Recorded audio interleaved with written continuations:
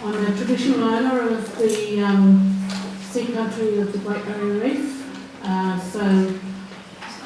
not prepared with any slides because I was already asked you before I walked in here to give a presentation on the Tumblers. So I thought I'd give an overview of the Great Barrier Reef and some of the programs and the Tumblers, which is the Conditional Use of Marine Resources Agreement.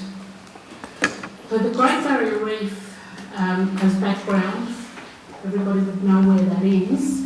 It's a World Heritage Area. It covers, it says 2,300 kilometres long, and it covers 344,400 square metres. So that's the size of the UK, Switzerland and Holland combined, or half the size of Texas, or slightly smaller than the entire Baltic Sea, just to give you a geographical idea of how big the reef is. The Great Barrier Reef is has its own legislation and comes under the jurisdiction of the Department of the Environment. It has its own board, but it also has advisory committees, and one of those advisory committees, Reef Advisory Committees, is on Indigenous issues.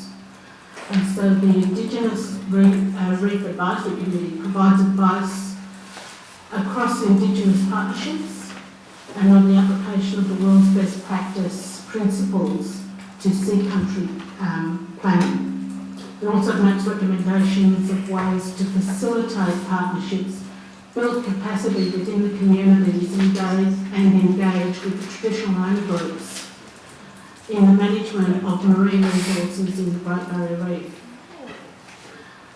The Indigenous Reference Advisory Group recommends that sea country planning, including the Tumblers, which are those agreements, they're shortened to Tumblers, as a priority area.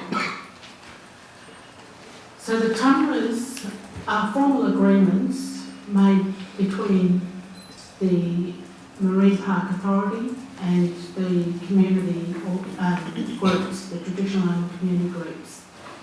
But it's on a voluntary basis.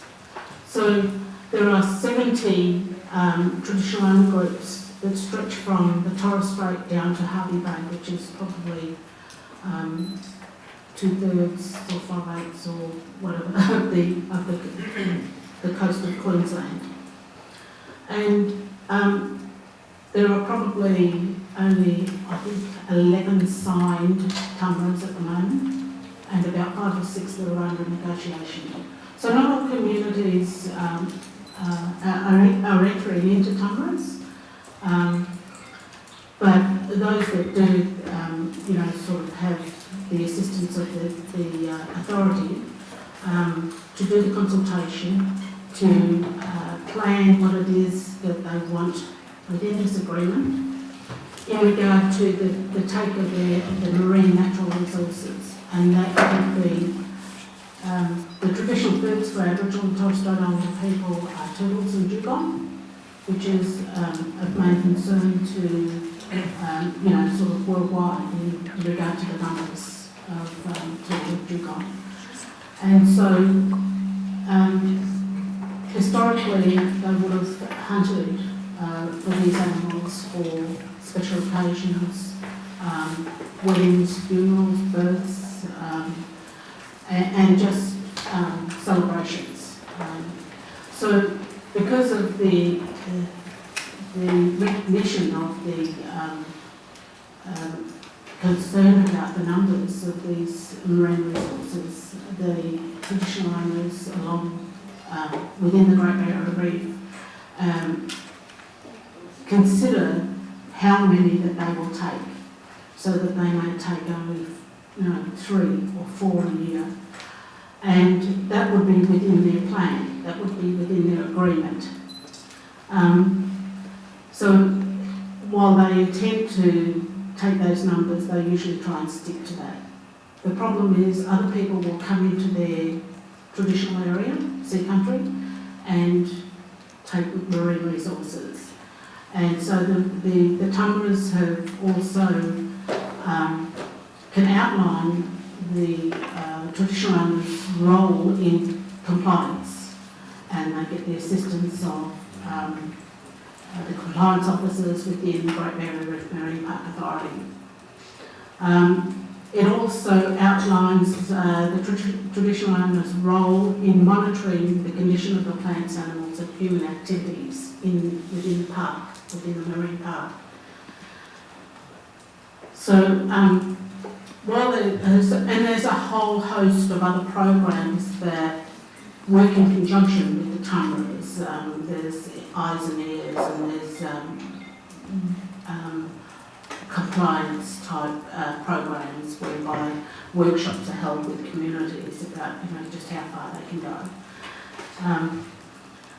While these are formal agreements, they are accredited by the Great Barrier Reef Marine Park Authority and the Queensland State Departments that is responsible for the state jurisdiction of the Great Barrier Reef Marine Park. The time frame is usually about 5 years, and then it is renegotiated. They haven't yet got to the stage of renegotiating that first tumbler that has been signed.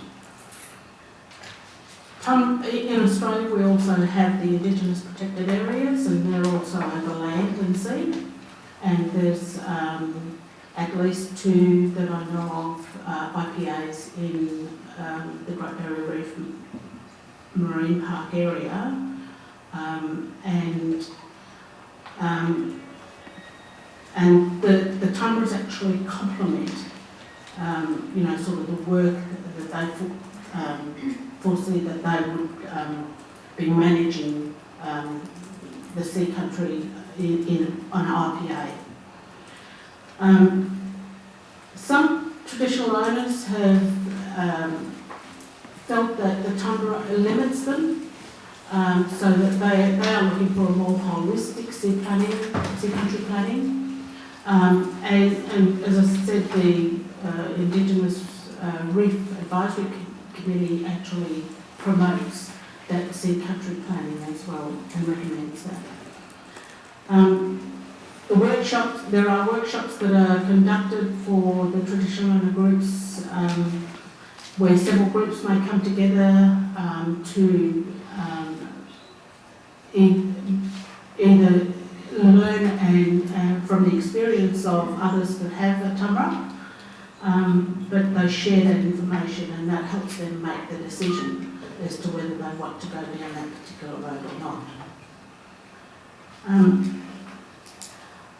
I talked about some other programs. The Reef Rescue Program under the Caring for Our Country is present as well, and the Australian Government has committed $10 million over 5 years towards the Reef Rescue Land and Sea Country Indigenous Partnership Program.